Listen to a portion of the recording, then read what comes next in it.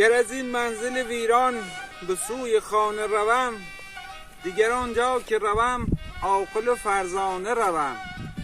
زین سفر گر به سلامت به وطن باز رسم، ناز کردم از راه به میخانه روم. آشنایان ره عشق گرم خون بخورند، ناکسم گر به شکایت سوی بیگانه روم.